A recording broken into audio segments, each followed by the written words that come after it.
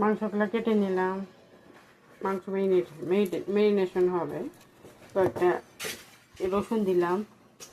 এবার পেঁয়াজ দিয়ে দেব। আলু গোস্ত রান্না হবে। ওর মধ্যে মাংস না খেলে হয় না।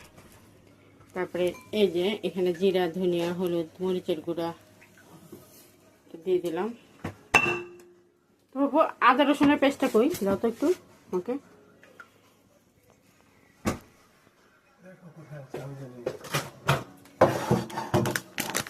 মাংসের মশলা দিলাম।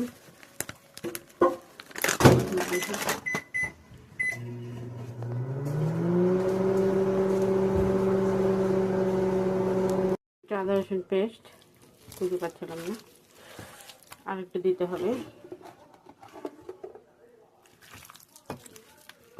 বাঁধাকপি দিয়ে রান্না করব। ভালো করে মাখিয়ে নেব এটাকে। মেরিনেশন যত মজা হবে তরকারি তত মজা হয়।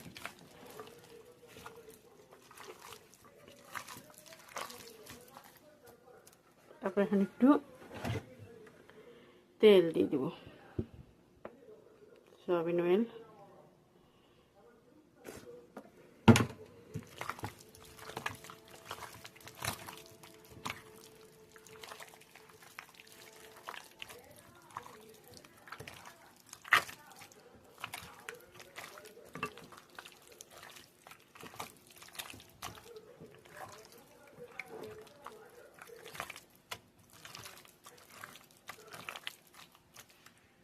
এখন মেরিনেশন হয়ে গেল। এটাকে 10-15 মিনিট এভাবে মাখিয়ে রাখবো। তাহলে পরে করে তেল গরম হলে এটা দেবো। আমি কয়েকটা গোটা রসুনও দেবো এর মধ্যে। হয়ে গেল মেরিনেশন। এটা 15 মিনিটের জন্য মেরিনেট করে রাখা হবে।